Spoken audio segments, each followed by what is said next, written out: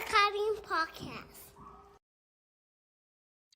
Welcome to another episode of Coffee with Karim. I have with me Habeeb Akande. He is an author, a sex educator, historian, and the founder of erontologyinstitute.com. Welcome, sir. Thank you for having me. Assalamu alaikum, brother Karim. Nice to see you again. You too, sir. Wa alaikum assalam wa rahmatullahi wa barakatuh. So one of the reasons why we first spoke was because of this lovely book. Everyone can see this. It's a great book on sex education from an Islamic tradition. So many lovely resources from hadiths and references to Quranic principles, what scholars have said, and then even some practical modern advice. I know that you have a second book on this topic called Kunyaza. Kunyaza, that's right. And I want to learn more about that today, inshallah, because I haven't read that one. I got to pick it up from Amazon when I get back to the States, inshallah. But are you working on any books currently right now? Yeah, I do actually. I've got two. So one is a translation of a classical text written by an Egyptian scholar, a well-renowned scholar called Imam Suyuti. So he wrote a book, a sex manual. So I'm translating it and also trying to contextualize it for modern day readers. So I'm not just doing a simple translation. I'm giving obviously a commentary as well. And then there's another book which I'm writing. Working titles, the 40 hadiths of gender interaction and sexual ethics. So I want to kind of talk about how male-female interactions was during the time of the Prophet, peace be upon him, and the first community of Muslims. And again, contextualize it for modern day readers as well, and also to illustrate the importance of sexual consent and sexual ethics and how it was understood not only in the first community but also how people benefit from it for modern day audiences. So they're the two working titles that I've been working on. That I'm trying to finish, hopefully later this year or early 2024, inshallah. MashaAllah. That sounds awesome, man. I love it. Such a good took me out because they kind of promote safe sex and how to put on a condom and birth control. So essentially it's like promoting zina from an Islamic perspective, right? But I also know that everything I learned, right, about what is masturbation, how is a baby born, I learned all those things from outside of my parental units or my family. It was through friends or, being exposed to things over the years. So that is kind of the Western notion of, I guess, sex education. And nowadays, of course, they have concepts of sexuality versus gender. That's now a construct that's placed into sex ed. But from all your research and understanding from the Islamic traditional perspective, what would sex education be? And do we even have a concept of sex education? Maybe we can start with that. Like, is there sex ed in Islam? And if so, how would we maybe define that for the Muslim audience?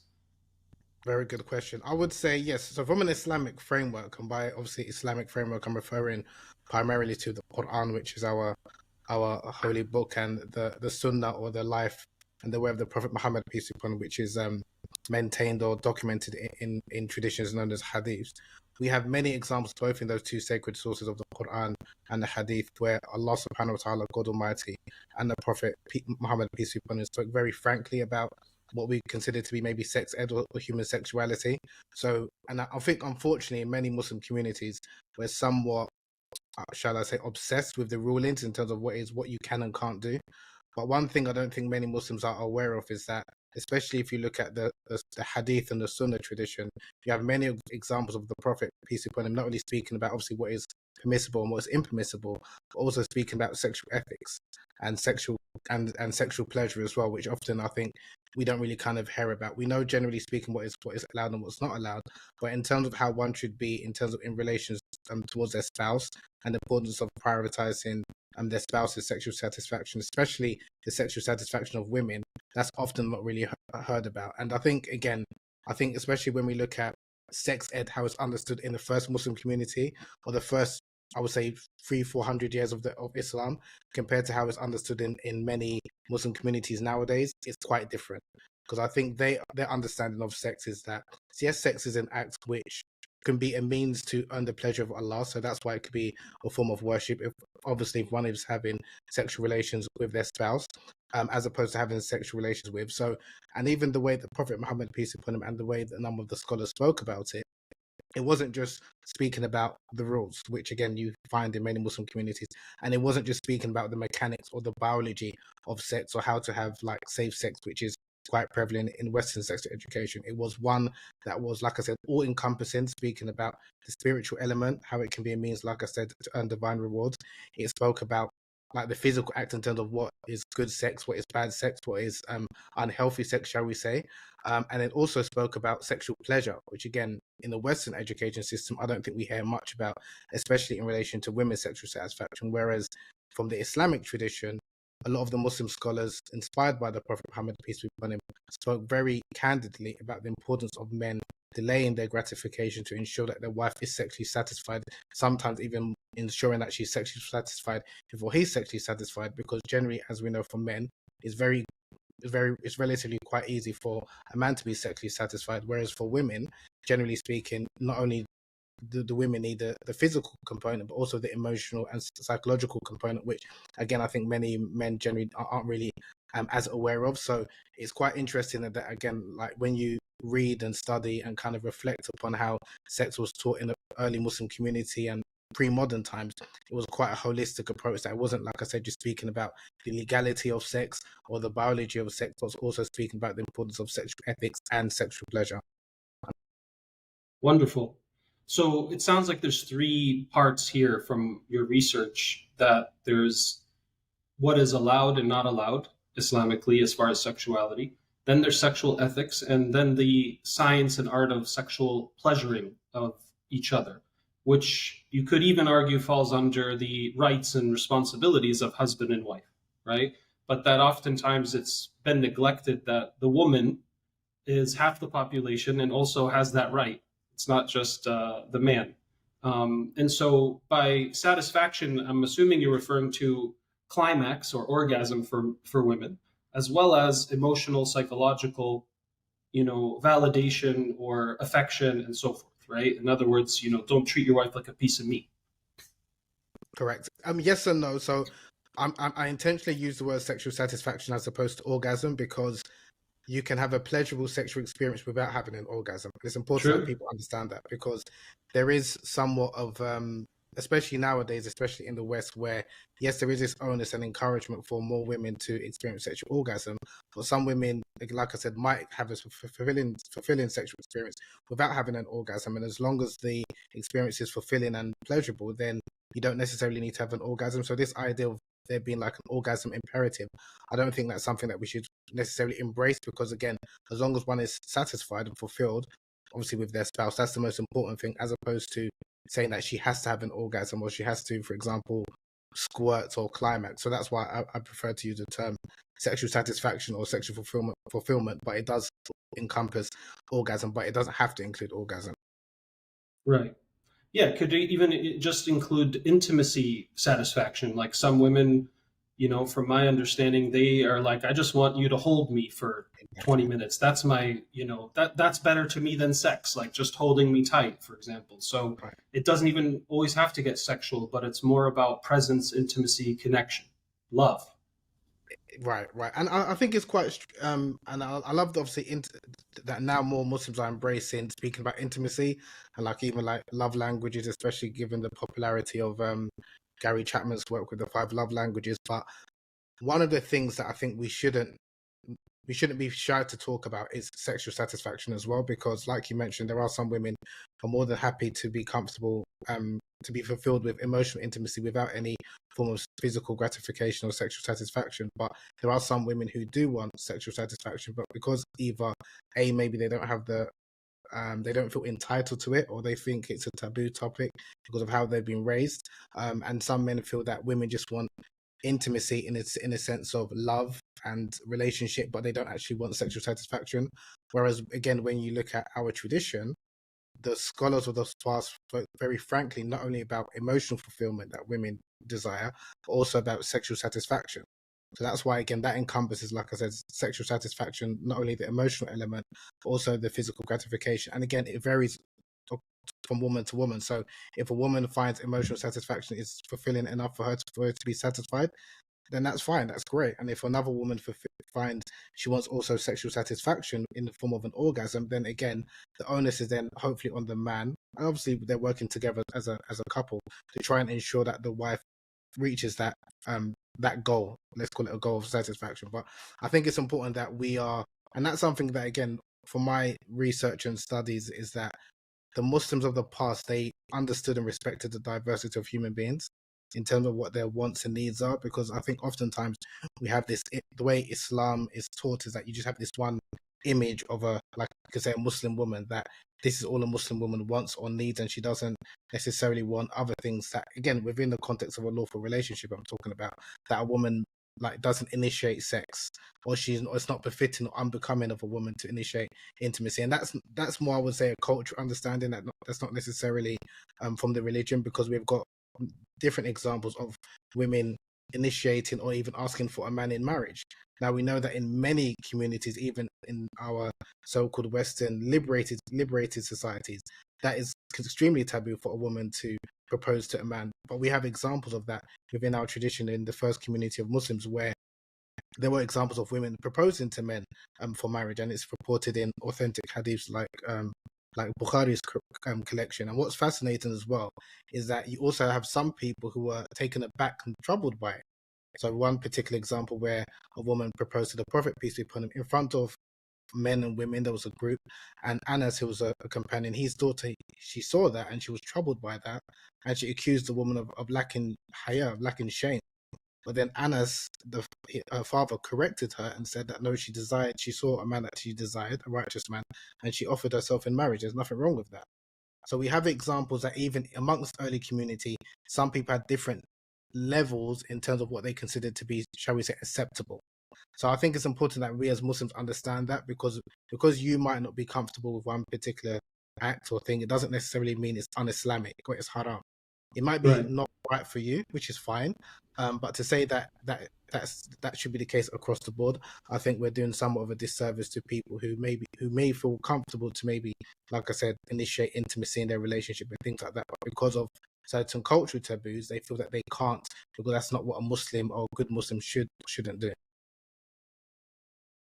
Right. Yeah, we've got a long way to go, bro, when it comes to stuff like that.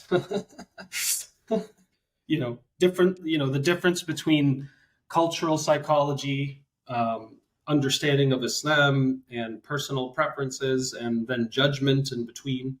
But I want to bring it back to, okay, so you broke down a little bit more about how Islamic education does exist in our tradition. It's something the scholars have written on thoroughly.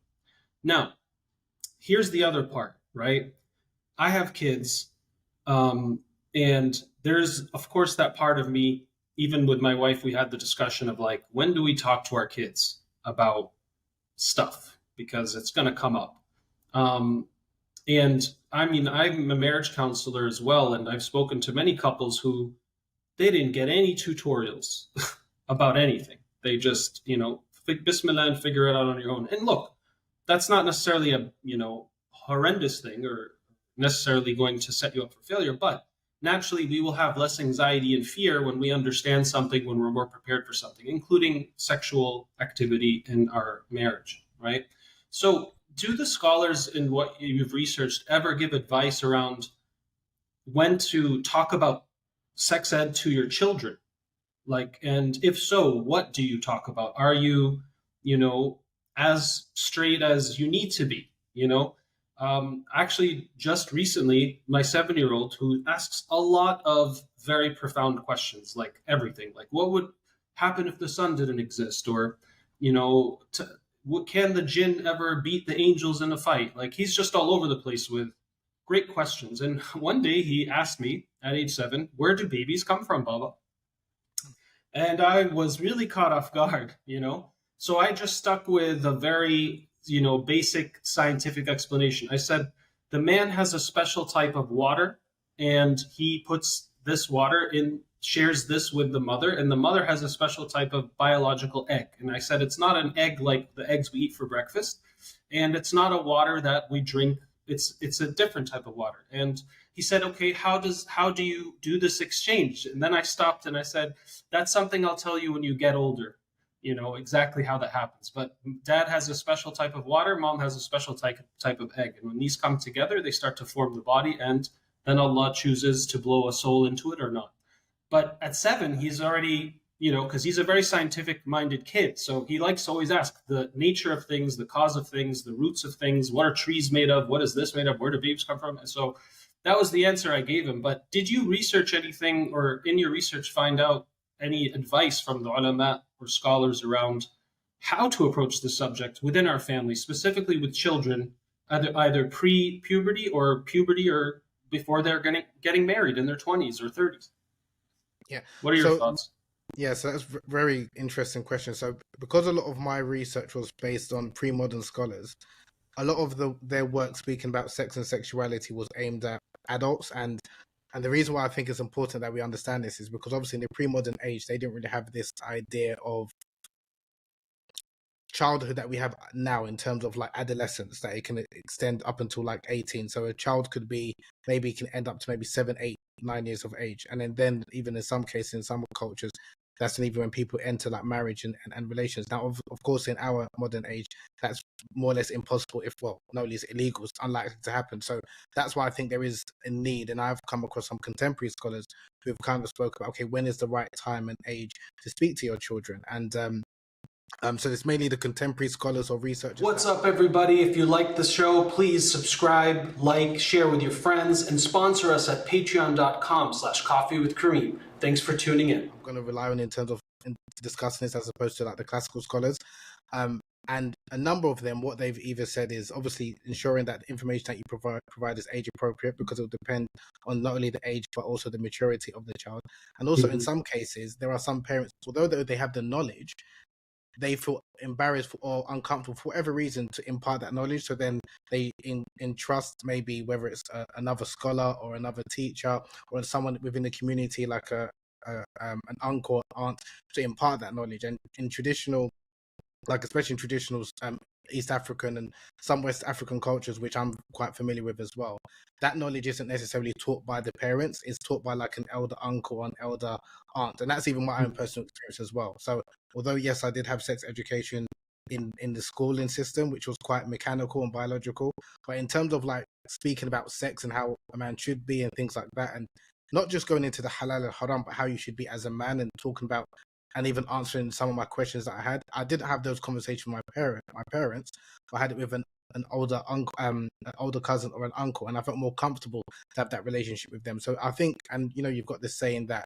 it's a village that raises a child, and sometimes I feel that whilst the parent might feel uncomfortable to maybe to have that conversation, even if the child is an adult, there's some parents that just don't want to have that conversation with their child, and I don't think is anything necessarily wrong with that, but as long as they can entrust or they can impart, someone else that they trust can give them that knowledge, obviously within an Islamic framework. So if the parents is not necessarily equipped, and again I don't mean that they don't have the knowledge, but to explain it in a way where even they have that relationship with their child, they can maybe impart, someone like I said, a reliable person in the community can impart that knowledge. But one thing I would say, especially for parents, is that the children are going to find out about this whether they like it or not. And it's obviously, especially with girls, you find that especially it's quite troubling or difficult, especially for fathers with their female children, is obviously they always look at them as innocent and things like that. And it's not to say if you're exposed to sex you're not innocent anymore, because again I would argue that's a sort of a Victorian Christian framework, but it's understanding what is acceptable to Allah subhanahu wa ta'ala. And if you're instilling in them to first and foremost have a relationship with Allah subhanahu wa ta'ala, and this is what Allah allows, this is what Allah does not like, then obviously when they even coming across, even amongst their peers or on TV or what have you, they're going to come across like boyfriend girlfriend relationships and other forms of relationship, but then they're not thinking about, oh, I can't do this because mum and dad said I can't do this. It's because this is displeasing to Allah subhanahu wa ta'ala. And I think that's the starting point, that God consciousness should be instilled in the child from a relatively young age. And then if it's going to be from their parents or someone else that is going to be telling them in terms of what is allowed and what's not allowed, or different relationships, they're going to first think about, okay, is this not something that Allah would like? Not necessarily that my mum and dad is not going to like, or the culture, because I think, again, if you're going to wait, and again, it's a case by case basis, but to wait until the child is about to get married, or maybe when they're in their late teens, by that time 9 times out of 10 they've been exposed to sex, whether it's by way of pornography. I mean, there's some studies that have stated that even amongst Muslim children, like up to 60% have viewed pornography. And I know some people are troubled by that, but that's just a reality. Predominantly men, but also girls as well, whether it's by their peers. So even if they're in Islamic school, they are going to be exposed to relationships. Now, again, if the parent themselves do not feel that they're ready to have that conversation, there should be someone, again, like I said, whether it's an uncle, an aunt, or someone that they trust that should be able to, that the child can open up to. And not everyone, again, I'm trying to be realistic, not idealistic. Not everyone is going to have a really open and transparent relationship when it comes to sexual matters with their child. And we just have to be honest with that. But if there are trusted people within, like you could say, your community, that they can have that conversation with your child, and obviously then you can feedback with that person, I think that's the best way to kind of, because they're going to learn whether we like it or not. And it's not Right. just like the mechanics and the scientific in terms of how a baby is conceived, but in terms of relationships, because they will have that feeling for someone of opposite sex, and it can start as young as 9, 10. But then how do you navigate those feelings?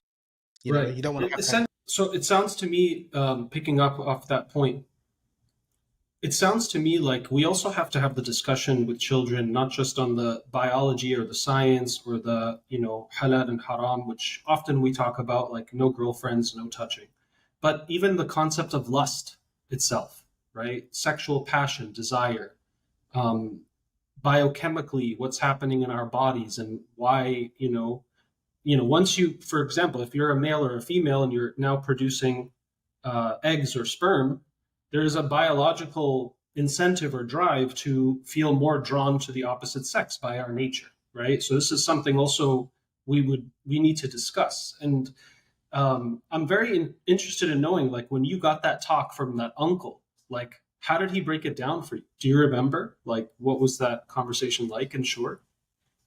Yeah, it was.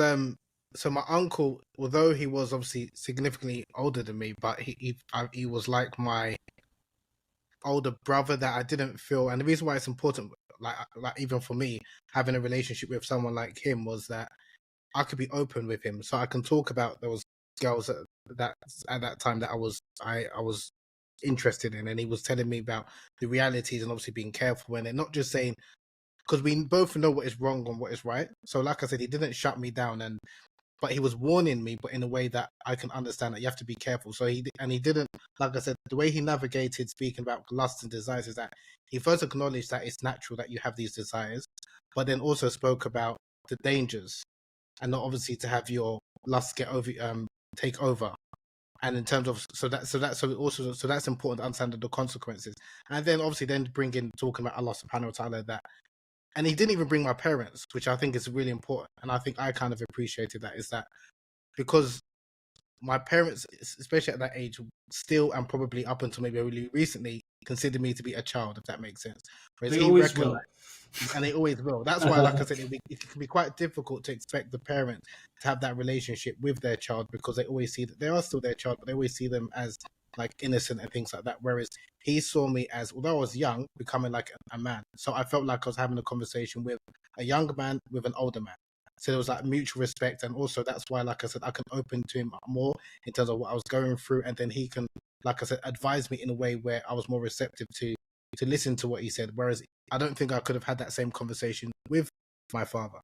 And again, and I'm perfectly fine with that. But there are some parents who maybe are equipped to have that conversation with their children. But one thing I would say is that you have to recognize that your child is now becoming an adult, because Islamically speaking, once a child reaches puberty from Islamic law, they are considered to be like an adult in the sense of they are now a responsible being in front of Allah subhanahu wa ta'ala. So, but again, because we've been socialized, is that no, they're still a child until, in some cases, until they're 18, or until they maybe left my house and got married and this and the other. And that's, you're doing them somewhat of a disservice. So for the parents, I think, like what's similar with my uncle, he treated me like an adult, even though I was relatively young. And that's what allowed me to open up and talk about, some of the stuff that I was going through or feeling. When he was able to like educate me without shutting down and just saying, that's haram, you can't have these feelings, or making me feel, I'm less of a Muslim, so to speak. So he did acknowledge me, but then also advised me as well in terms of how you should go about these feelings that you're feeling. Right. I mean, I notice this even with my young kids, like when I just sit down, look them in the eyes, talk to them as if they're my equal in a sense, right? Not that I'm talking down to them or I'm, authoritative, they'll receive whatever message I'm giving them more so than, do what I tell you or else, or you're bad if you don't listen or live like this. So it's about trying to make sure that you're connecting with them and then helping them internalize the meaning so that they can understand, right, with you. And if they understand with you, then they can take it on as their own, principle or part of their personality, right? But it takes practice for sure. But I do find that a lot more effective. So,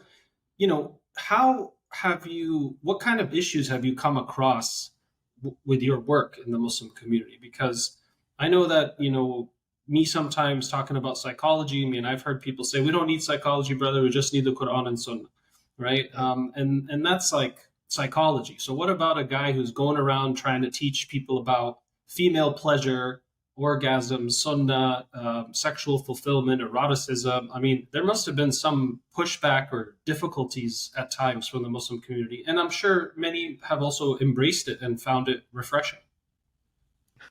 I would say pushback is probably an understatement. So there's been There's been punchback, huh? Yeah. There's been much pushback and backlash, and I was somewhat expecting that. So again, because I'm well aware that, and that was one of the reasons why I wanted to write the book, A Taste of Honey, because I was quite surprised by the attitude. Obviously, I'm born and bred in a Muslim household. I've gone to various mosques from different communities, not only predominantly Desi mosque, predominantly West African mosque, predominantly Arab mosque, but I was quite surprised when I went to actually formally study Islam, the disconnect in terms of how sex and sexuality and eroticism was understood in the first and early Muslim communities and early scholars compared to now. It's like, okay, we're all Muslims, but why is it such a taboo nowadays? And again, it was trying to understand, okay, what happened, and then realizing that, okay, if I'm going to be talking about this, like there is examples in Islam, in the Islamic tradition of scholars and the Prophet Muhammad, peace be upon him, and the companions, both men and women, speaking about this topic. A lot of people, again, will feel uncomfortable with it because then I think they're not aware of this tradition. So that's why, and again, that's what I tried to do with the book, was to bring examples from, it's not me talking, saying, oh, I think we should speak about sex. I think it's great to talk about female pleasure and women's orgasm. No, because they'll think, okay, who's this perverted young guy kind of talking? So actually, I'm giving examples. And again, because a lot of these traditions are in Arabic, but fortunately now many of these hadiths have been translated in English and are now even publicly available in websites. I'm just combining it and just summarize it in a way where okay, there you go. Because unfortunately, a lot of our religious leaders, imams, da'is, and what have you, I think because they are also somewhat uncomfortable with talking, they're well aware of what I'm saying and these verses and these traditions, but they maybe choose to ignore them for whatever reason. So again, it's really just a case of, I see my role is just kind of presenting it for anyone who wants to learn, that we have got precedent in our tradition. I'm not inventing anything new. And the need is for hopefully to inspire people to not only take up this mantle and obviously help those who need it, because especially like the contribution of women in terms of speaking about this topic, we don't really hear about it. And as men, naturally, we do have a blind spot. It's very easy for me to talk about it, but I also wanted to give examples of our tradition where you have female scholars speaking about the importance of women's sexual satisfaction and marital intimacy and teaching men. And I think that is something that we kind of not really are aware of, that many of our greatest male scholars, they were taught by women. And a lot of what we learn about the hadith tradition comes from our mothers, the mothers of the believers. So from how the Prophet Muhammad, peace be upon him, was in the household, not just in the sense of how the Prophet was, peace be upon him, in terms of mending his shoes and helping the housework. We hear a lot about in terms of how he was as a husband, but we don't really hear much about how he was in terms of intimate relations. And there are hadiths related by his wives speaking about that to teach us. It's not, this is something that we need to learn from. So as men, this should be the example. So the same way, Absolutely. a lot of us, we put so much pride in being financial providers, but if you look at the hadith tradition, the Prophet Muhammad, peace be upon him, there's so many hadiths teaching men the importance of ensuring that you are good to your women, that Right. he's the best of men to women. So he's someone that we should be inspired by. And you've got not only statements from the Prophet Muhammad, peace be upon him, but also his wives about how he was attentive in the bedroom. So again, this should be our example and our framework. But because I Absolutely. think many of us are not aware of it, again, naturally, of course, there will be some cultures and some people who will be taken aback by it. And that's why, of course, there is obviously the backlash and or the pushback. But again, my work is not for everyone. There's some people, again, have got different tolerance levels. And if it's something that someone's very uneasy about, then it's not for them. It's fine. But those who are interested and are intrigued and they want to learn about it, then, hopefully they can somewhat benefit from it. So that might maybe become quite thick-skinned as well, and I'm not an idealist as well, where I expect everyone to embrace it, and it can take some time. But at least, and hopefully that's what I wanted to do with writing a book, is that it's a reference point, so you don't necessarily need to, go to one of my workshops or come to me. You don't need to obviously see me in person, but you've got sources, and then you can kind of find out for yourself if what I'm saying is true or not. And then again, you can use that information hopefully to kind of help people maybe struggling in their marital relations, or even prior to being married. Yeah. Again, I recommend this book to a lot of my clients for you. So, inshallah, people pick that up and check it out. We'll have references in the show as well. And the Prophet ﷺ and his wives were the most modest. So if they're sharing these things, then who are we to say, no, we don't want to talk about it? And again, sure, everyone has their threshold or their tolerance or familiarity, but at minimum, we should, designate this task or discussion to those who are comfortable, right? And it's just another thing in our community that it's important for us to address, especially in the formative years of our children and adolescence. I mean, most people are just told girlfriends are haram, sex is haram. And then when you're 25, you're being expected to talk to somebody and decide to marry them after a month or three, if you're lucky. And so it's just, if Islam is an integral, holistic tradition and really a way of life, or it offers principles and guidance, insights on every aspect of life, then sexuality, just like eating and drinking, is just as vital and just as natural and just as necessary. So again, it's great that you're doing this work. But where do you think the taboo comes from in the Muslim community? Do you think that has to do with we overemphasize the hayat or modesty principle and bashfulness principle? Because we are a very modest tradition, right? Men and women should dress modestly. We should have modest character when we interact with one another. Even men can't get naked in front of each other, according to Islam. Like you have a certain aura that you are allowed to expose or not expose. Right? We don't have this concept of everyone's naked, getting dressed in the gym to go play cricket or whatever, right? You still have a level of bashfulness. So do you think this comes from, let's say, being very safe with this principle of taboo? Or do you think there's also some historical context to this? Specifically, I could think of the British, right? The British were in Nigeria, they were in Egypt, they were in India, they were in a lot of places. And they came, of course, with their own worldview around sexuality. Yeah, I would say 2 points. The first, yes, haya, like you've mentioned, modesty, bashfulness, however you want to translate it, it's integral to our our tradition and our heritage. But what I would argue is how it's been interpreted has changed over time. And many of us have adopted, I will argue, and you refer to like the British Victorian Christian understanding of some of these concepts. And that's why for many people it's quite difficult. Again, I'm referring to especially amongst Muslims who are, practicing religious, however you want to refer to. But it's difficult for people to understand how can someone be modest but also have sexual desires, because for many Muslims, when they think of religious people, they think of them being somewhat asexual or just have sex for procreational purposes, which is more of a Christian Catholic understanding about about human sexuality and religion. So they don't look at sexuality and spirituality being interlinked, whereas from the Islamic tradition we don't have that issue. So even this idea that a woman can be the most modest of women, which we know that the companions were, but also speak very frankly, obviously not in a vulgar way, about sex and intimacy. There's a disconnect amongst many Muslims, because when people think about haya, they think about like some form of asexuality, or you don't talk about sex.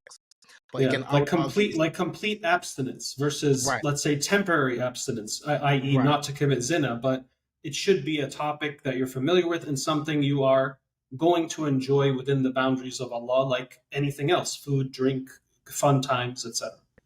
And we have to remember that even the Prophet Muhammad, peace be upon him, he corrected some of his companions who maybe had that understanding. Who there was one particular companion who was like, "I'm going to abstain from food, meat. Like food is in meat. Not drinking. Again, I'm speaking not referring to alcohol, of course, but not drinking excessively. Abstain from women." And he was upset when he heard about this particular companion who was very like religious in terms of doing the ritual worship and prayer and things like that and fasting long, but he kind of neglected what some people consider to be worldly aspects are halal, like his wife, like eating, like drinking. And he corrected him and said, no, he drinks, he fasts, and he also has relations with his women, with his wives. So it's important that we understand that we don't have this Christian model, which I think many Muslims do have somewhat of a Christian model when they think about modesty, when they think about human sexuality. That it's just something that, I mean, I received so many, emails and messages of people asking, can I be naked with my spouse? Is it permissible or not? Or some thinking that they have to have a sheet between themselves and their spouse. And again, a lot of these are cultural, and they look at that as a greater form of haya. You should be shy in front of even your spouse, that they shouldn't see you naked. But they're not aware of traditions that the Prophet Muhammad, peace be upon him, encouraged. That there are traditions which the Prophet bathed with his wife, and that's perfectly fine. But again, if you Right, haven't, if you don't, I'm not aware of that heritage, then you would think, again, that's not like, to be really pious and to be really modest. It's you have no discussion about sex and intimacy because it's not becoming of a Muslim, and to and even like so what I would argue is that is people's understanding of some of these concepts. Like, these concepts are from our tradition, but how do you define it? And then for me, I would argue that, okay, your definition of haya, I mean, which you might think is not to have any conversation about sex, even if you're learning about and having, you know, perfectly age appropriate or like not vulgar discussions about sex, you consider that to be immodest. But then that was an understanding of the early Muslim communities. So who has right. got the correct understanding of haya?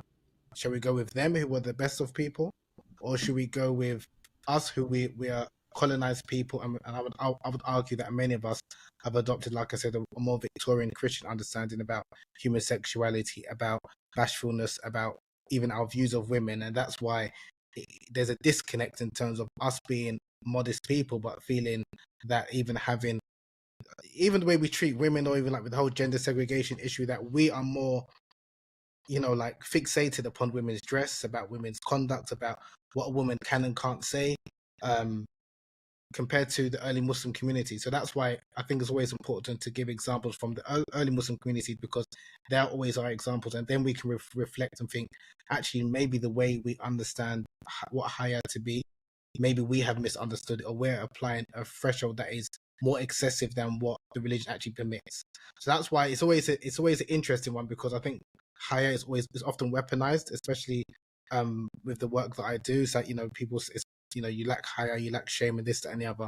But then my question is, okay, I understand what they're saying, but maybe it's their understanding of what is haya and what is acceptable. And again, if it's something that they, like I said, are uncomfortable to having this conversation for whatever reason, that's fine. I'm not going to enforce it on them.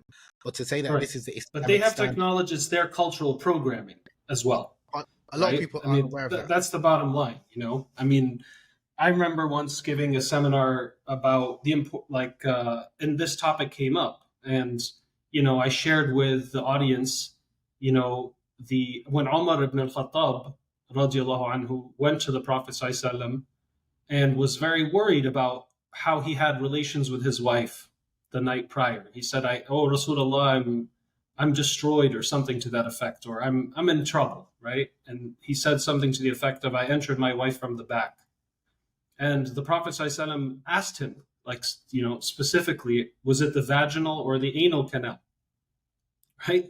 I couldn't imagine anybody today going to their imam and the imam's like, "Hey, was it the vaginal or the anal?" Like, how straight and direct is that? And the bottom line is when it comes to following the truth or addressing, what's important, bashfulness, if it gets in the way of that, it can be a harm to us. right? And so anything in extreme has extreme consequences, including modesty.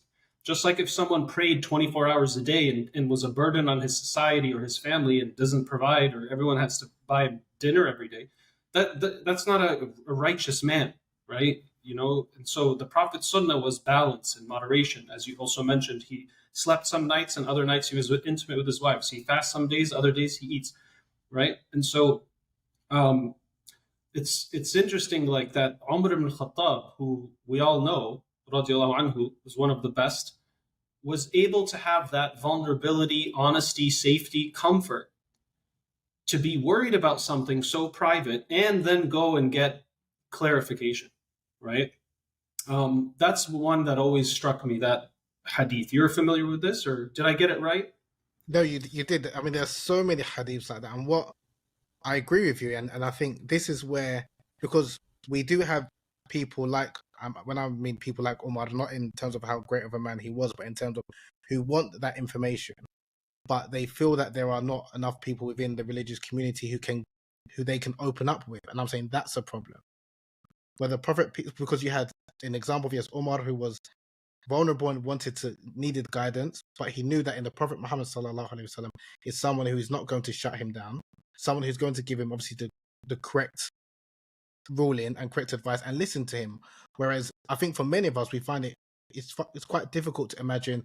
Can you picture like a religious person or like a scholar responding that way? And that's a problem, because we know that the scholars are the inheritors of the prophets, of the Prophet Muhammad, peace be upon him. So if there's an issue where people feel that they've got these concerns, but they don't know who to turn to because they're going to be shut down, they're going to be told that, you know, you've got no shame, you've got no haya, you're a zania, you're a harami. This is a problematic, because that was never the Prophet Muhammad, peace be upon him's approach. And there are so many examples of similar to that. And one that really, there's two in particular that struck me, similar to what the particular story you narrated, was when Sulaim, who was, and she wasn't an adult, she was the grandmother, I think, of Ishaq. She approached the Prophet Muhammad, peace be upon him, and when he was with his wife, and she wanted to ask about nocturnal emission, like what's the ruling if a woman experiences a wet dream. And what was interesting about that particular story is that one of his wife, Salama, when she heard about that, heard what the woman said, she put her face in her hands and like, you know, how can you ask such a question? Aisha, she was like, you've humiliated women. How can you ask such a question? And then the Prophet Muhammad, peace be upon him, not only did he acknowledge Sulaim's question, he responded and told her that it's the same ruling as a man, but he also informed Aisha that no, she's not like has lack of shame or lack of haya or anything like that. So and that's an example where scholars use, like Imam Ibn Qayyim al-Jawziyah's others, that you are permitted to ask about sexual matters if there's a need. So like this idea of, is sex education part of our Islamic tradition? It is, both for the man and the woman. But it's important to clarify and understand, okay, what is Islamic ruling? What am I allowed and not allowed to do? But if you don't have a space where you feel that you can get that information, people are not, because people are always going to be curious. The same, it's not only children. I think we seem to think that sex education stops at maybe age 12, 13. And that's Oh not the no, case, not at right? all, man. Not Yeah, at all. no, I mean, I've coached adults on this topic. Yeah, You know, yeah.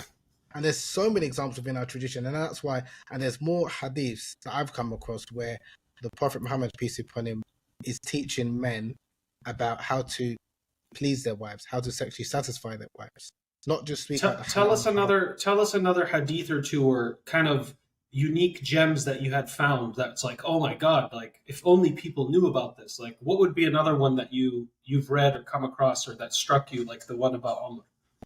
Okay, I'll say a couple. One is the famous hadith when a companion called Jabir. It's a very long hadith, but I'll just summarize it. He was a young man. He was newly married, and he was on his way back from a military expedition with the Prophet Muhammad, peace be upon him, and he was in a hurry. The Prophet asked him, you know, why was he in a hurry, and he mentioned that he was newly married and he was looking forward to be acquainted with his new wife. And the Prophet Muhammad, peace be upon him, again, I'm just paraphrasing in so many words, told him al-case, which is a beautiful Arabic expression, which the scholars have mentioned mean be gentle, be affectionate with your wife. As in, yes, the Prophet acknowledged, obviously, newly married man, obviously he's looking forward to seeing his wife, but to be gentle, to be affectionate. And there's so much that can be written. Imam al-Suyuti himself said that hadith in and of itself that is the foundation of the genre known as eritology or ilm al-bah, because there's so many gems that one can extract from that. That the permissibility of seeking knowledge from someone who is an expert or qualified in a particular matter. So in this case, intimate relations, learning something from Al-Mustafa, learning something from the Prophet Muhammad, peace be upon him. The importance of prioritizing and acknowledging women's sexual pleasure. And also teaching men in terms of how they should be in the bedroom, to be considerate, to be affectionate. So that's a beautiful hadith, which again I could spend 2 hours just talking about that alone. So Another, one thing he was saying there was don't go home and be like a rabbit with your yes, wife. be Just gentle go in there and drill fast, and no right, affection, no sweetness, no yeah. preparation. Just I'm back from war. And, Yeah, get and, ready. and also he told Jabir as well, do not enter, because obviously they were traveling at night, do not enter the home at night. Give her time to, and the hadith is very explicit, give her time to groom Prepare. herself, to prepare. So again, Hmm. it's acknowledging, it's teaching the men. Yes, we know you have needs. Yes, we know that you've obviously been a long way away from your wife and things like that. But give her time to. So it's teaching men again, like I said, to be considerate, to be selfless lovers rather than being selfish. So again, it's a wonderful hadith that again we can learn and be inspired by. Not only that, there's a famous hadith where the Prophet Muhammad, peace be upon him, again speaking to men, telling them that don't be like an animal, like a wild beast when you're intimate with your wife, where you just you're thinking about your own sexual satisfaction, but send a messenger beforehand of sweet words and kisses. Again, teaching men the importance of understanding women's psychology, that it's not like us as men. We're generally quite easy to be aroused and we're quick to be intimate with, but that's generally not the case with women. So again, such beautiful hadiths, like again, because a lot oftentimes as Muslims people focus on halal and haram, but they ignore these hadiths that are speaking about sexual ethics, about speaking about sexual conduct, which again, it's not a case of like some people ask, oh, do I have to kiss my wife before I'm having intercourse? And it's just like, akhi, we're not just talking about halal and haram. This is talking about ihsan. This is about good Exactly. behavior. It's This is about what you should be being a inspired by. solid human being. Right. And this is again, so when you read the hadith and it's speaking about the best of you are those who are best to their wives, and I'm the best of men to their wives. And then not only the example and the words of the Prophet Muhammad, peace be upon him, but what did his wife say about him? A beautiful hadith that it's not really spoke about much, but one that I always marvel by is when Amra bint Abdul Rahman, so she was from the Tabi'in, so the generation after the companions, a scholar in her own right, and she asked our mother Aisha, who was the wife of the Prophet Muhammad, peace be upon him, she asked him a beautiful and a really like an amazing question. She said, how was the Prophet Muhammad, peace be upon him, how was he when he was intimate with his wives? And then she said he was the most affectionate of men and the most gentle of men, always laughing and smiling. Subhanallah. This is, this, because there's one thing as men, we might feel, yes, we're great in the bedroom, we're good to our wives, this and the other, but how would our wives talk about us? And that's the true test. Because it's, like if you were to ask Right. someone, how are you? You can think I'm great, but and another hadith, the hadith of Abu Zar, the 11 women that, and again, it's a beautiful hadith where the Prophet and Aisha was sitting with each other, and she narrated the story about the 11 women that were talking about their husbands, and they said that we're going to talk everything, like they said, they agreed, let's tell each other about how our husbands are like and don't disclose anything. And then there's one of the 11 women, known as Zar, the mother of Zar, and she spoke about her husband was very gentle, very affectionate, very loving, and this and that. But they later had a divorce, and she married another man. But then she said she still had that love and affection for her former husband. And the Prophet Muhammad, peace be upon him, said that I'm to you like to Aisha, like Abu Zar was like to Zar, except I will never divorce you. Subhanallah. This is so they've had models and examples, but we've got the greatest of examples. But again, when we speak about intimate relations, I think it's quite tragic, if I'm honest, that as Muslims we don't know that side of the Prophet Muhammad, peace be upon him. Both men and women alike. So we emphasize, like I said, in terms of how the Prophet was as in the battlefield, how he was a warrior. We talk about even maybe the love side. We talk about how he was as a father, which is wonderful, and these all great and part of masculinity. But in terms of how he was, in terms of as a teacher to speak about intimate relations, where people like Umar ibn Al Khattab, like you mentioned, was vulnerable enough to come and speak to him. Sulaim was vulnerable enough to come and speak to him, and even his wives were also they felt safe enough to speak to him, and he never shut them down. And likewise, his wives they felt safe in his presence. I think that's something that as Muslims we don't really embrace, or we're not really aware about enough. So I think it's important that, again, we've got the best of examples, and we shouldn't feel shy to not only study and to reflect upon this, but also to use it to try and to try and implement it in our lives. So this is another neglected sunnah that I would argue that, again, as Muslims, like I said, the Muslims of the past took pride in the Prophet being the most romantic of men. Whereas again, as us now, unfortunately, we think about, I don't know, like Casanova and Romeo and Juliet, which are get out of here. That's what I'm saying. That's what it should be. The Rasul Sallallahu had game, bro. He had game. Exactly. And that's what we gotta, that's what we should be instilling even in the young people, where they can look at, because he was a man, and this is again the perfect balance. He was known a lot. He was blessed that he was he had very potent, had strong sexual desire, but he also had the ability, because he was modest and most God-fearing, to control that. And Aisha, she talked about that and spoke about that in terms of praising him, that he can control his desires more than any of you could. So he didn't look at women with lust. Like so it's not a case of having desire is bad, it's how can you control that? It's having that sexual discipline. So again, when you look at the Prophet Muhammad, peace be upon him, as an example, when you look at the story of Prophet Yusuf alayhi salam as an example, a man that Allah mentions, that a man that was given wisdom, a man that was very handsome, a man that was in the presence of a woman that was very beautiful and attractive. But why did he refrain? Out of God consciousness. So he had sexual discipline. So again, these are examples that, again, when we're instilling not only in children or young people, even as grown adults, these are examples that it's not bad in and of itself that you have these desires, because it's natural, but it's how you're going to control that. And that's something, again, I just think the way sex and sexuality and desires being taught, it's some people, they feel like internal shame if they've got desires, and it's like, no, you shouldn't feel shame about that, because that's how you've been created, is how you're going to act upon that. And again, if you're acting upon it in a lawful way, inshallah, you're going to be rewarded for that.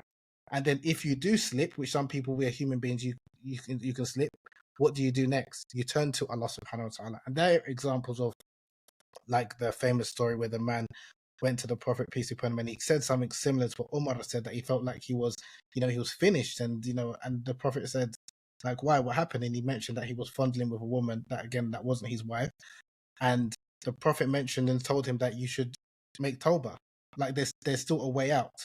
Because again, I think unfortunately people feel that, okay, I have to be this perfect Muslim, and if I slip, then all of a sudden there's no hope. And that's not what Islam teaches. You're not here to be some kind of a religious robot, Yes. Or what about the young man who went to the Prophet ﷺ and said, make zina halal for me? I love zina so much. And the Prophet was such a good counselor. He wasn't like, get out of here, that's disgusting. Or, we're in the masjid, how dare you say this? And he used logic. It was like, imagine a guy wants to do what you want to do. You have a sister? He's like, yeah. He's like, imagine a guy wants to do what you want to do to your sister. How does that make you feel?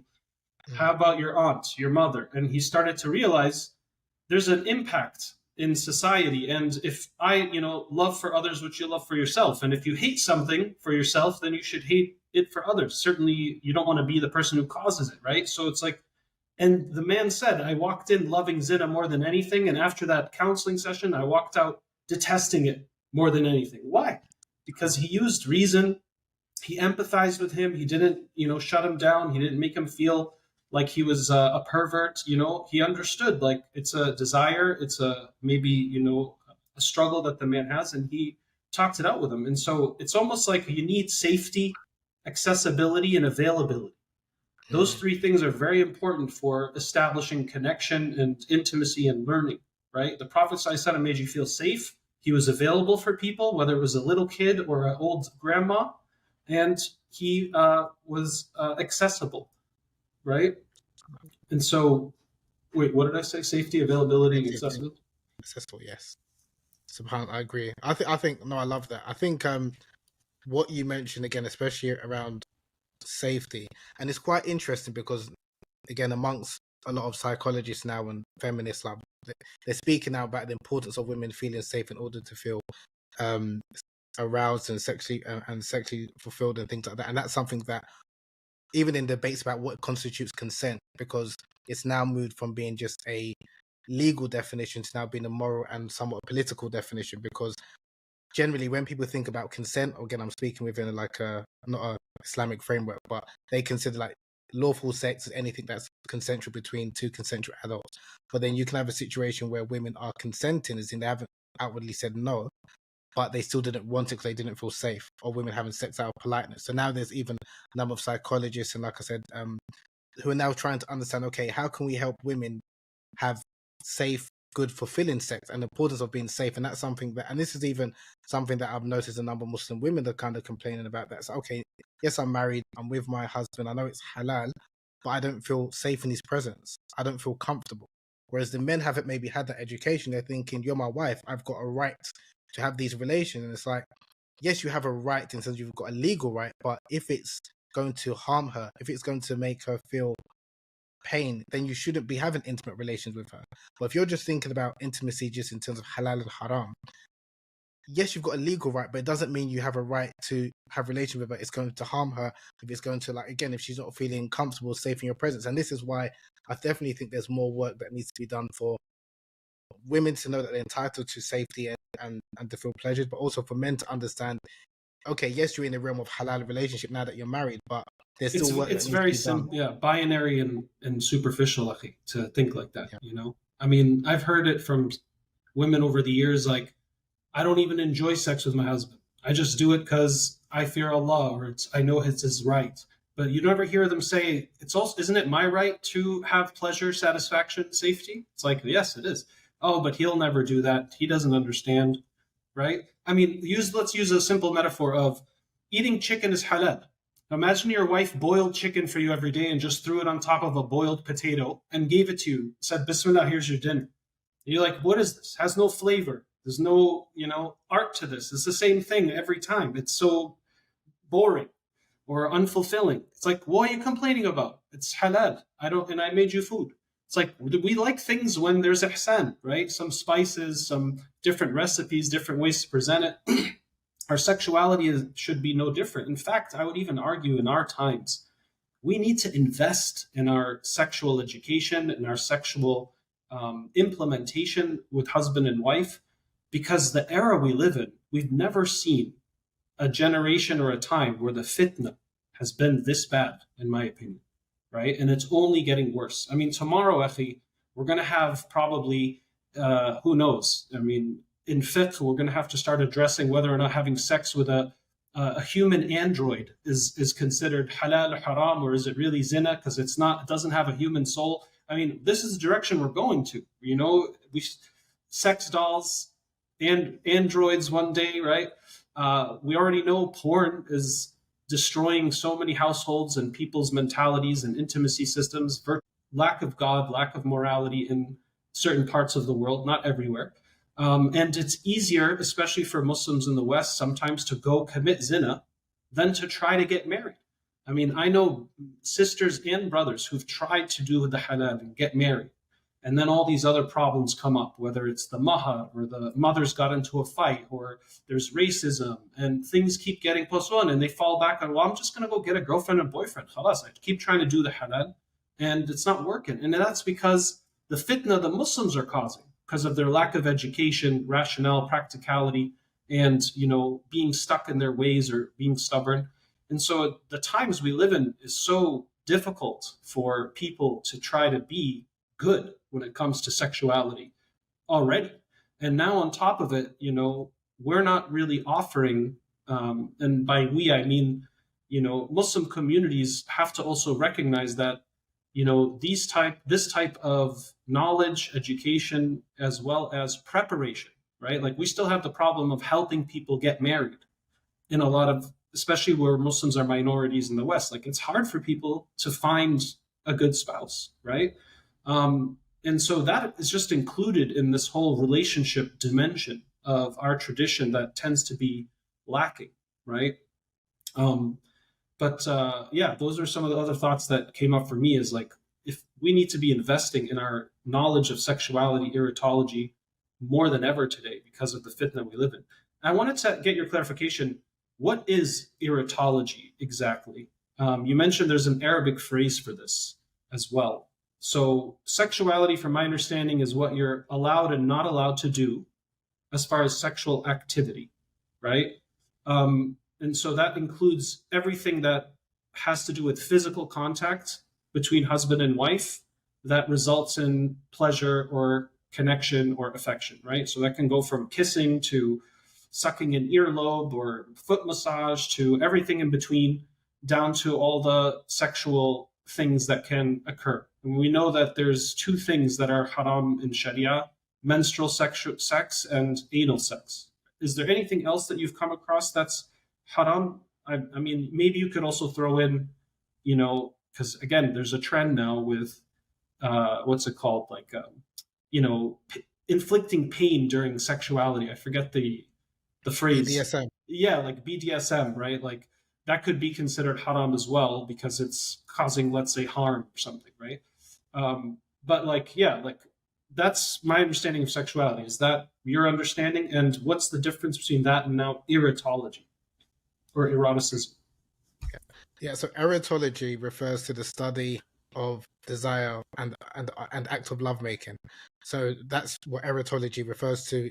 It consists of two words: ero, or mean from eros, which is like passionate love from ancient Greek, and ology, meaning to study something. So it's like to study desire, to study sexuality, essentially. So that's what erotology is, and it's a study. It's similar to sexology, but as you could say, it's before sexology in terms of it's not only about studying human sexuality, but it's studying sexual ethics, and what is considered to be like appropriate and inappropriate sexual conduct and sexual pleasure.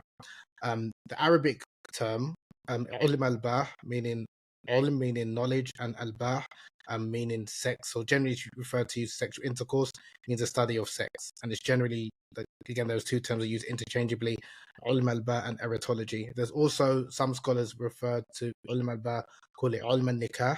So the word nikah generally, obviously, is used to refer to, in a religious context, to refer to marriage or the marriage contract, but also the original meaning of nikah means sexual intercourse. So it means sex contract too. Nikah, you could also translate it as sexual contract. Right, exactly. Because the original in Arabic meaning of nikah means penetration.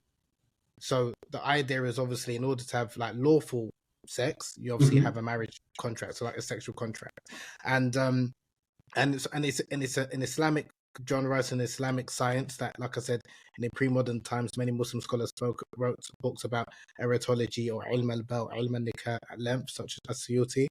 And it's similar to, so like with fiqh, like you mentioned, which kind of deals with sexuality in terms of what is halal and what's haram, like the legal rulings. Whereas erotology, you can argue it's somewhat looking at sexual ethics and ihsan in terms of what is good conduct, what is how to get the best and most pleasurable sexual experience. Now, generally, a lot of the books of erotology written by scholars were written to men about ensuring that their wives are sexually satisfied. Because if you look at the hadith tradition, there are more hadiths, there are more statements teaching men about how they should ensure that their wives are sexually satisfied more than the other way around. And you could argue that women have greater sexual rights than men. Now, we do obviously know about some hadiths that speak about women making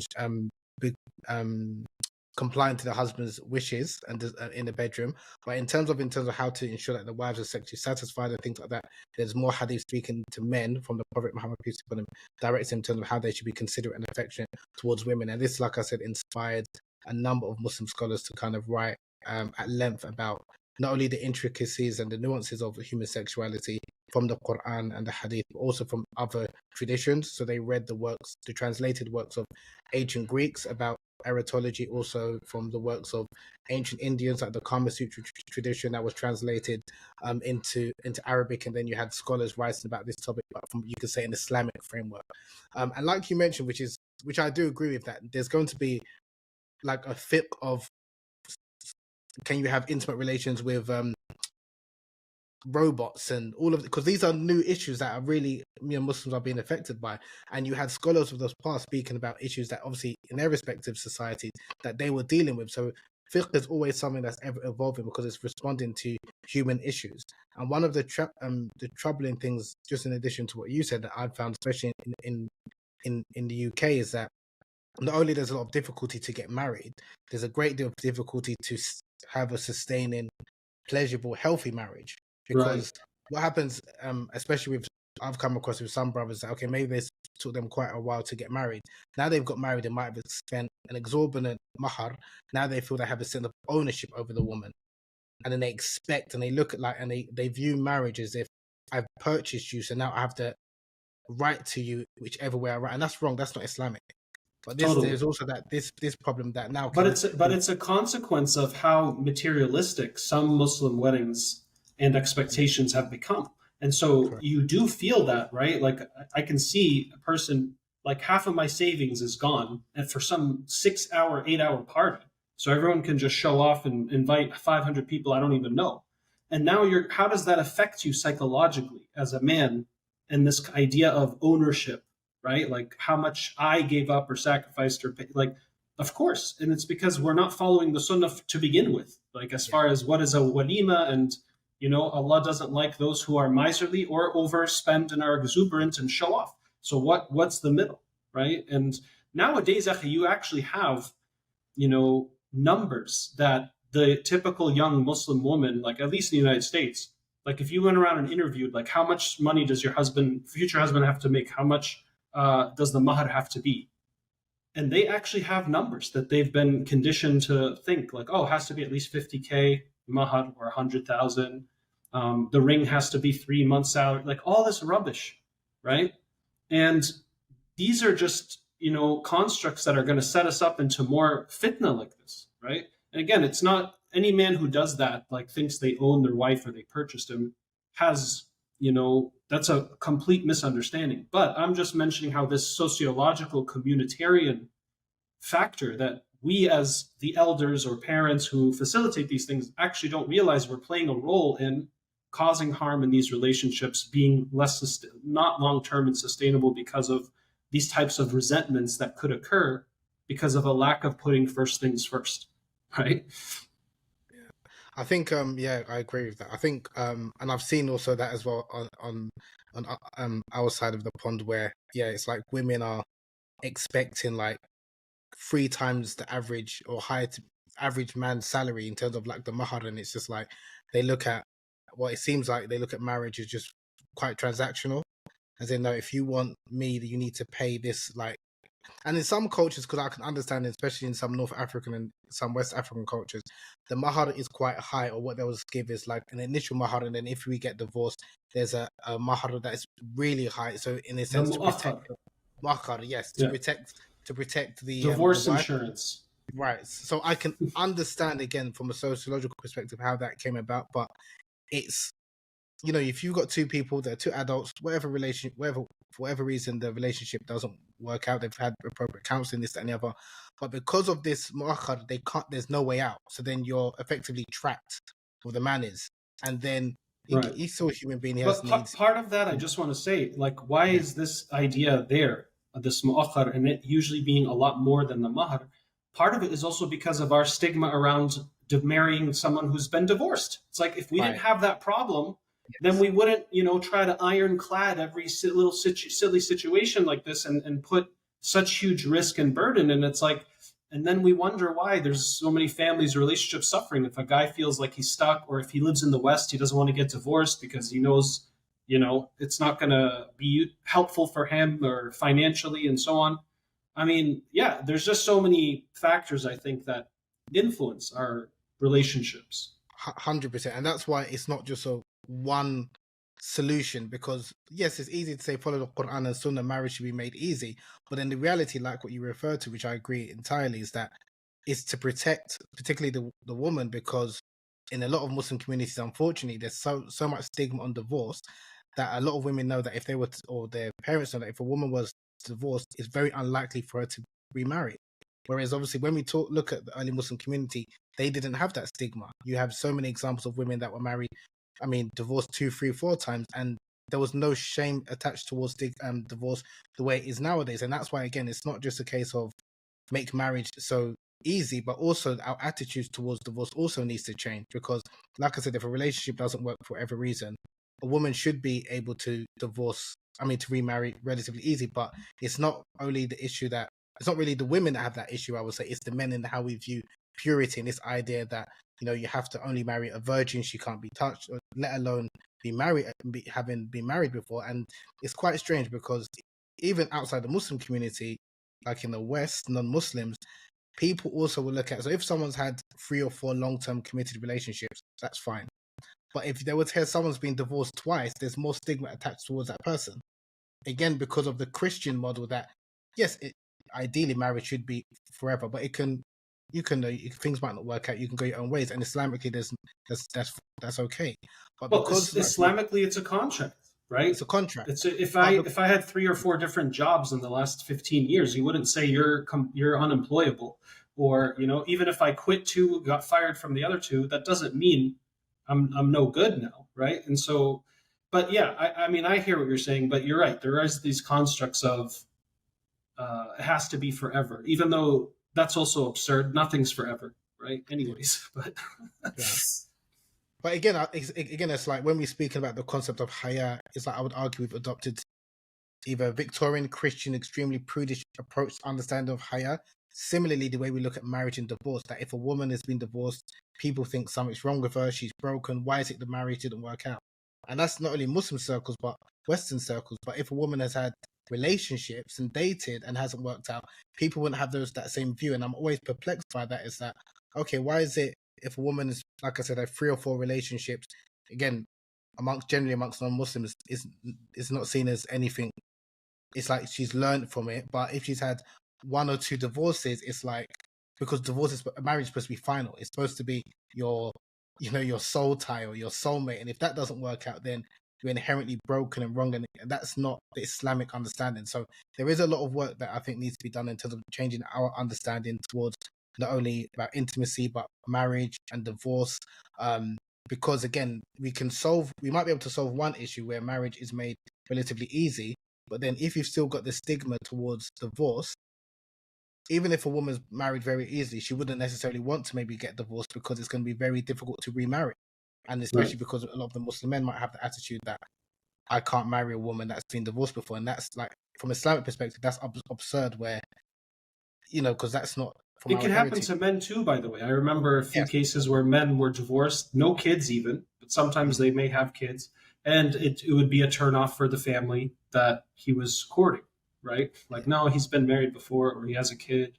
And so that's sad because the Prophet ﷺ, all of his wives were widowed or married before him. And again, he's the best of creation. Imagine, it's like, and he didn't make that a problem or make women feel discarded in that way. Also, another thing, and I know this is not really spoken about, and again, I don't know why in modern circles this is considered to be taboo, but again, if you look at the classical text, it wasn't. The Prophet Muhammad, peace be upon him, also went through divorce, and people don't really talk about that. Tell us the story. So the story of when the Prophet married a woman, and this hadith is reported in Bukhari. It's an authentic report from Juwayniya, from a tribe called Juwayniya. He married, and it's a beautiful story. So again, I'm paraphrasing, but he married this lady, and then when he was entered the marital home, she at the time did not want to have marital relations with the Prophet Muhammad, peace be upon him, and she said some words into effect of, "I seek refuge in Allah from you." Now, this is a strong statement, and obviously the Prophet also detected that maybe she had some reservations, because prior to them getting married, he contracted that marriage with her father. Her father was given the impression that she wanted to marry the Prophet Muhammad, peace be upon him. Now, initially, the Prophet tried to comfort her, because initially she was refraining, and he stretched out his hand to try and comfort her, and she kind of refrained, and then she said those words.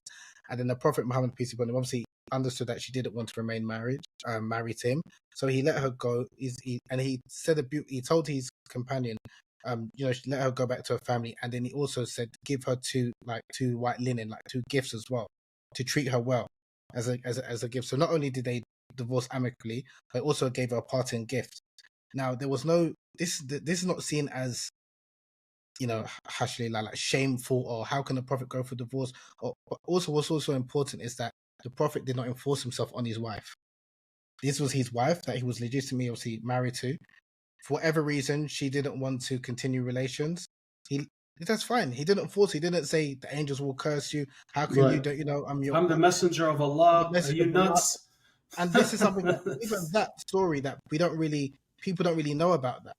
Or the story when the hadith when the Prophet Muhammad peace upon him, when he married Sophia, and on their wedding night he wanted to consummate the marriage. She didn't want to at the time. He didn't force Force himself her, on her. yeah. He left it be, and then after they consummated the marriage, and then she actually told him the reason why she didn't want to consummate the marriage at that time is because she was fearful that I think the non-Muslims was going to attack because I think there was a way on a military expedition, but he didn't even ask her the reason why you don't want to consummate the marriage on the wedding night. That's like an example where the Prophet didn't enforce himself on his wife. So even I hear a lot from Muslim women, you know, they're worried about like marital rape and things like that. And does it exist in Islam? And it's like, of course, a man is not allowed to force himself on his wife. But because, again, we haven't got this holistic approach of understanding human sexuality, intimacy from the Quran and the Sunnah, we've just got the legal rulings and some hadiths are taken out of context or misunderstood. That's why you're having women who are afraid of marriage because it's like, I'm going to marry a man. This is what I'm hearing a lot that I'm not connected to. I don't know. I'm hearing so many horror stories from other Muslim women who are married, which again is problematic. I mean, although they may be true, it's problematic as well. So they look at marriages. The only thing I'm going to get out of it is I'm leaving my parents' home because I want to escape my parents' home, or maybe to have some kids.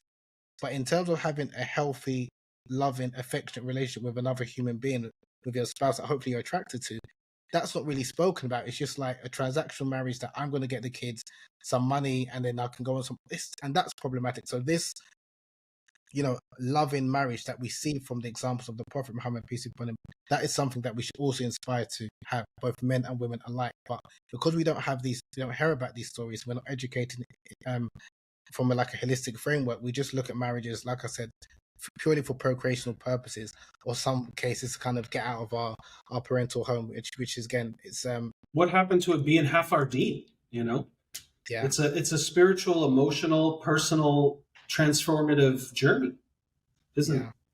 yeah, it is, it is, How are we doing or on it should time, be. brother? Yeah. I'm fine. I'm however long you've got. I'm fine. I said it how it should be because one of the things also I've noticed is quite troubling is that, and you see this not only in the Muslim community but the wider community, is like the disconnect between men and women, where it's a lot of like this gender war, where I know a lot of men are now kind of getting infatuated by this whole red pill rhetoric. I don't know if I'm sure you've seen that, Sure. and obviously with women with the feminism, and it's like you can't have a conversation between the two, and they're always just fighting, and just like I'm always wondering, like, do they not want to have healthy relationships with one another? And again, I mean, the way I look at it, that I think a number of people who are in healthy relationships, they don't need to shout it from the rooftops. Right. But because there's those who are maybe frustrated or maybe they've gone through some bad experience for whatever reasons, they're the voice that often people hear. And what is disheartening about this is that those who aren't or maybe looking to get married or thinking about it, they're just hearing these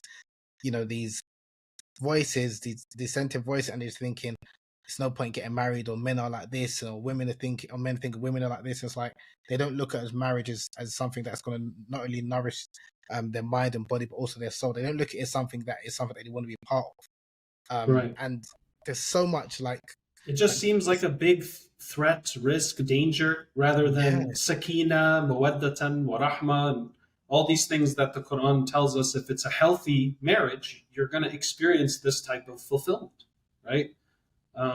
It is, yeah, it is a very difficult time. And I know people on both ends, right? Like men who are like, I'm not getting married, bro. You know, it's like, well, yeah, what are you going to do, man? Fast the rest of your life or keep making tawbah, you know? yeah.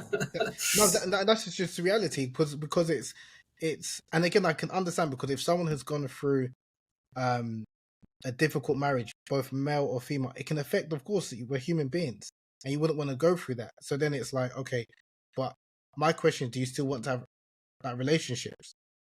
Most cases it's yes. So okay, so you want to have relationships, but you don't want to have it within marriage. Is it the marriage that's the issue, or it's the type of marriage that you maybe had before you don't want to go into it again? Exactly. Yeah. Yeah. And I think that's what, it's not that they don't want to have, generally speaking, a relationship with opposite sex. It's not like, oh, I hate women, or women say I hate men. It's because of that marriage that I went through and it was so destructive for whatever reason. I don't want to go through that again, where with the brother's case, it might be because financially, it could, you could have finished him, which I can understand. You don't want to go through that again. But then it's like, okay, then maybe it's the legal marriage and how that was set up. That's the reason why. And then with the woman's side, like there's one particular sister that sent me a message recently where she recently converted to Islam, recently embraced Islam, studying a lot, mashallah, learning from so many different scholars and so much, attended so many like workshops and this and the other, went through, and I'll use inverted commas, like the right way of getting married, had maybe 1 or 2 meetings at the most with potential spouses, and the imam at her local mosque recommended a particular brother, but he was married, but he said he was going through divorce. So then they got married after maybe 3 meetings, no more than 30 minutes.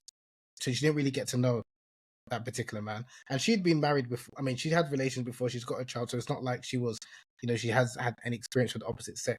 But obviously now becoming a Muslim, she was trying to seek guidance in terms of what is the quote unquote the Islamic way of getting married. This is what she was told. So she followed all of this advice to the T.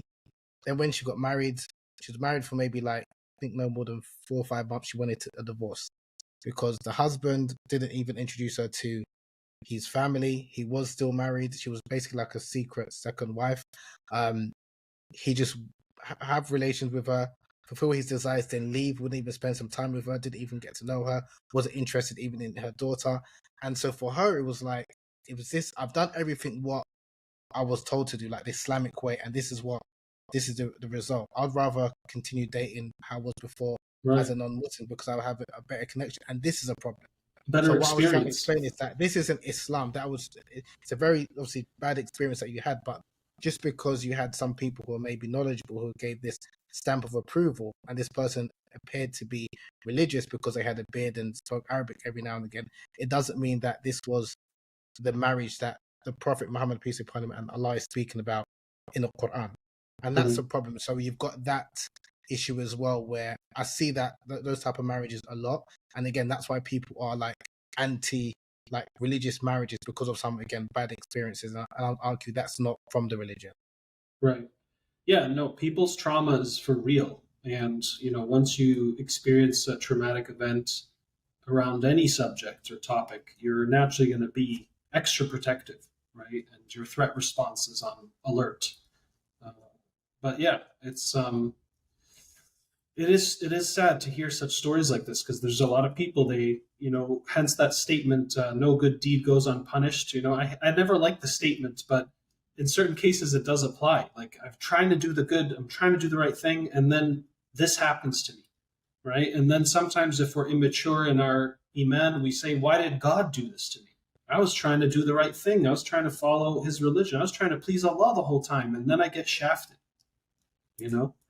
So it is sad, and my heart goes out to people in situations like this, because this is also why Allah says, that some Muslims are going to be a test for other Muslims, right? Like, Muslims are human beings too. We mess up. We're ignorant. We've got problems. We've got flaws. And unfortunately, we can sometimes use the Islam card or manipulate or weaponize Islam for our own ego, our own agenda, our own culture, and end up causing harm, right? And Islam is, as a teaching, meant to forbid evil, promote good, and enhance benefit and protection, and reduce harm and risk and danger to the human being, right? In this world and the next. And so it is unfortunate when, I think, especially new converts, people are in a sense taken advantage of. There are many cases like this where, unfortunately, people are taken advantage of because they now rely or trust in the authority or the people who've been Muslim, and then they end up, unfortunately, manipulating them or taking advantage of that vulnerability, which only Allah knows how he's going to handle people who do that to others. It's like we know Allah subhanahu wa ta'ala teaches us, and so does the Prophet, around the merit of taking care of orphans because of the same reason, right? They're vulnerable. They don't have the same level of protection. They may not have anybody. And so to abuse or manipulate or exploit an orphan, man, that is bad news for you, right? And the same thing goes for any human being. If you exploit, manipulate them in times of vulnerability or weakness or lack of education and so on. So yeah, it is a reality that occurs. Oh, it's true. But I always try to be optimistic and encourage people to strengthen, and even if you're a new Muslim convert or been Muslim all your life, to always remember to have that relationship with Allah subhanahu wa ta'ala, because Allah will never let you down. I think you can always have periods where people that you might have expected better from, whether they're Muslim, religious, or what have you, might disappoint you. But if you have that relationship with Allah subhanahu wa ta'ala, you're referring back to the Quran often as well, you'll find inspiration from people who are in different situations, and you can be inspired by that. But if you're just looking or expecting your sheikh to give you that inspiration, that for me, I'm always quite troubled by that, because if your sheikh lets you down, that can affect your faith, your iman. Whereas if you've got a relationship with Allah subhanahu wa ta'ala, you're relying on the Quran, you'll be inspired by these stories. You can be inspired by people that, like this, when you just even reflect on the story of Maryam and Asiya, these were, if you were to look in our, how it might be described in our modern day context, as a single mother who was accused of adultery, and another woman who was in an abusive relationship, that Allah used as two examples, not only for women, but for the believers, which you refer to as examples. So it's not to say that we should want tribulation and trials, but no, they're saying that even someone who's in a tribulation is how they respond to it. That these, you can be in this situation and you could be the most beloved to Allah subhanahu wa ta'ala. So if you're reflecting and thinking about that, then, because I think that sometimes the way that Islam is taught nowadays is that it's like this whole kind of prosperity preaching. If you do this, you can have the greatest life. This is going to happen. That's going to happen. It doesn't necessarily work like that. Things can happen. You can have trouble, but it's how you respond to that, and that's something that even the Prophet Muhammad, peace be upon him, spoke about. The wonders of the believers, that in whatever situation he's blessed, if he's in a ni'mah, if he's in a good state and he's thankful, then he's rewarded for that. If he's in a trial, or again, also a woman's in a trial, tribulation, and they're patient as well, they're also going to get rewarded for that. So in both cases, you're in a good state. So again, it's just how we view whatever we're going through, and then how we respond to that. So if you equip male or female, young or old, that understanding, which is a prophetic understanding, then inshallah, whatever you're going through, that's not going to affect, hopefully, your iman. If anything, it will strengthen it. And then, you can see the silver lining in every kind of situation. That's how I think that's important that we as Muslims kind of think about that. Absolutely, sir. And the other book, what was the title again? Couldn't see. Kunyaza. So I actually wrote. So Kunyaza is a book that, interestingly enough, maybe because of some of the backlash that I received from A Taste of Honey, and it wasn't as well received as I thought it would be when it was released in 2016. I thought, okay, let me write a book again to do with human sexuality or female sexuality, but not really aimed at a Muslim audience. And that was a book that explores a tradition from East Central Africa and Rwanda, where men are taught from a relatively young age to ensure that their wives are sexually satisfied and not only experience sexual climax or orgasm, but also female ejaculation. And it's very known, it's normalized over there. And for me, it was quite interesting because from a cultural perspective, the way they viewed female ejaculation, or whatever you know as squirting, there was no stigma attached towards it. Whereas in the Western world, there's a lot of stigma and shame towards it. So I found it quite refreshing. And that's why I thought, okay, it'd be interesting to kind of study that and obviously put in the form of a book. And then it got picked up by the BBC in 2020, and I made a documentary called The Orgasm Gap. And funny enough, when that book came out, where can you find this documentary? So the documentary is on it's on YouTube. So there's the full documentary is 60 minutes, which is on BBC World Service. It's called The Orgasm Gap. And then there's the video documentary, which is about 13 minutes, 11 minutes. It's called Rwanda, Sexual Pleasure and Controversy, I think it's called. But if you put Rwanda, Sexual Pleasure and put Kunyaza, it should come up. So that's the 11-minute documentary on YouTube. But the full documentary is on BBC World Service. But so when that book came out, again, that was aimed at general public, not just Muslims. Then all of a sudden, more Muslims were interested in my work and then was asking me about A Taste of Honey, and I was just like, subhanallah. So it's like I've just present a non-Muslim framework, or not use Islam or Allah and the Prophet Muhammad sallallahu alaihi wasallam, and then people are more comfortable. And that's what I realized as well, is maybe the marketing, shall we say, of when we're speaking about certain topics, because I always felt why is it that as Muslims we are very comfortable to embrace concepts that from non-Muslims, but as soon as someone is clearly identifying themselves as a Muslim or saying it's from Islamic sources, Muslims feel quite reluctant to kind of embrace it, especially if it's in relation to relationships, intimacy, and sex and sexuality. And that might be because the way they view, like religion being just about rules. But if you were to say spirituality, if you were to talk about love languages, then people are more kind of forthcoming. So that's something which. So then after Kunyaza, like I said, came out in 2018, I actually wrote another book called Women of Desire: A Guide to Passionate Love and Sexual, a Guide to Passionate Love, a Guide to Passionate Love and Sexual Compatibility. That came out more open and just understanding that, because even when we speak about Muslims, are we speaking about Muslims in America? Are we speaking about Muslims in the UK, in West Africa, North Africa? They've got different approaches. Not everyone, we're not a monolith. So it's Right. important that educators, sexual health educators, is also kind of aware of that as well. How does your wife feel about you being a sexual educator or an author of books with such quote unquote racy subjects? Is that something she supports you in, or it's so normal to her? Like whether you wrote a book about history or sexuality, does she come from a culture where this is also something more commonplace in the understanding? Yes, I think both my missus, my parents are very supportive. If anything, encourage me to write Good. more, to do more workshops. Have given me more ideas than people probably would realize, that even when I'm being attacked, not realizing that I've been told, not advised, to put this out there. So again, that's why I look at for myself. Maybe not everyone has that support system. So again, if it was me by myself and have that support system, it can be extremely difficult, especially with some of the backlash and things. But then also realizing the greater goal, hopefully, and it's not necessarily for someone who might have issues with it. So if you have issues with it, it's not for you. If you're comfortable with I'll be more concerned if what I'm presented is factually incorrect. So if I'm misquoting, if I'm saying something that someone didn't say and stuff, I'll be more concerned with. If someone doesn't agree with my methodology, that's fine. That's fine. If someone doesn't agree with my approach, my style, or my conclusion, again, that's fine as well. But in terms of like the topic matter at hand, it's not for everyone. And I've always been, maybe because even how it was brought up, I'm not uncomfortable with this topic. I've never really been uncomfortable with it. There was a period of time where when I was learning Islam, because I wasn't always quite religious, and then when I wanted to learn more about the religion, and I kind of went on a path of a more, I could say, Salafi or very strict approach. I thought everything was haram and you can't do this.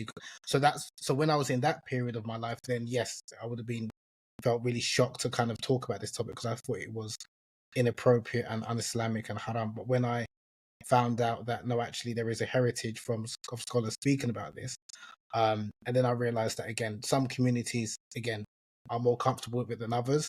Then those who are comfortable with it, they can learn, and those who are not comfortable with it, then it's not for you. It's fine.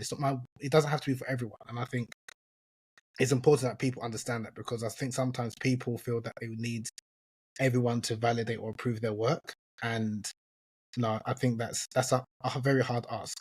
So again, for those who benefit from it, inshallah, bismillah, you can learn from it. Those who feel uncomfortable with it, then that's fine. Then maybe, and I also try to talk about or give other examples within the Muslim community as well that are doing maybe similar work to myself, because then they can reach out. Because some people, like I said, got different styles, and some people they can relate to more than others. So I try to amplify other people's voices, because I don't want people to feel that I'm the only one, even if I might be the only person they come across, but I'm not the only one. There are others. Right. So It's like yeah, that's fine. pizza. We so many people love pizza. Any 20-mile radius, you're gonna have 10 different pizza shops. Why? Because people love, different little variations of how it's made or delivered. And I think that's very important too. People have different temperaments. They enjoy different speakers or different way knowledge is presented, different methodologies. So it's great. So there are other Muslims that you know of that are in this, let's say, industry of sexual education specifically, not just like relationships and marriage, because this would fall under also kind of the broader category of the marriage industry in Islam, let's say, right? Yes, yes. So there is Angelica Linti Ali, who's known as a village auntie. So she is a certified sexual health educator.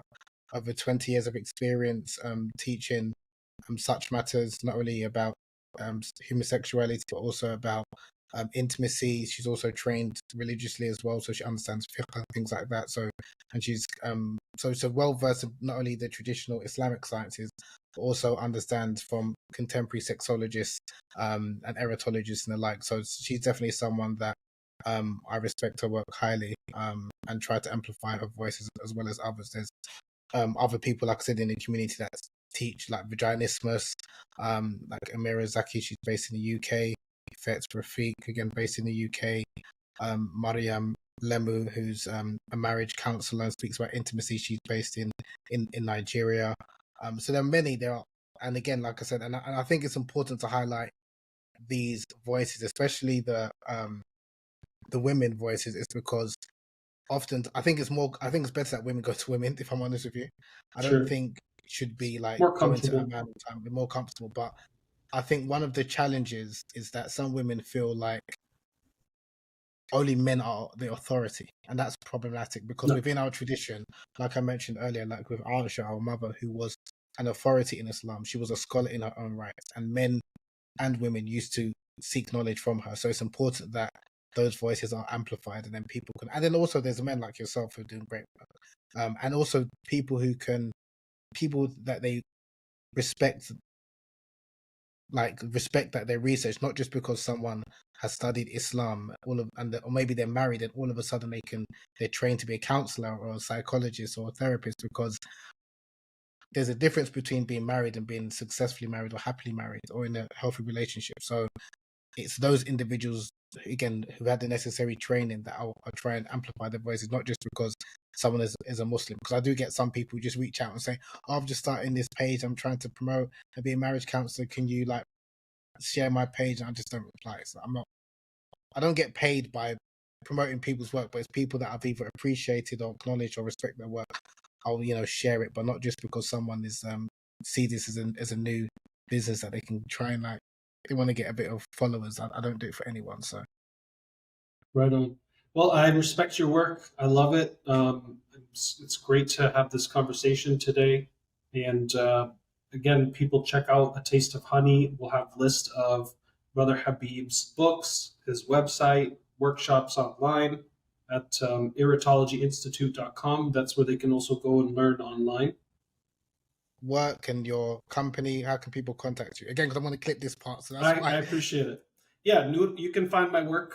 Visit noorhumanconsulting.com. Noor, Noor, humanconsulting.com. And then, of course, there's the Coffee with Karim podcast if you want to hear more interesting interviews like this one and learn different, just different discussions on topics of psychology, spirituality, and relationships. Those are my three main focuses. Jazakallah khairan. Yeah, definitely going to click that part. Yeah. Brother Habib, I really, really appreciate it. And I'd love to talk to you again soon, inshallah. And I want to also Coffee with Karim podcast.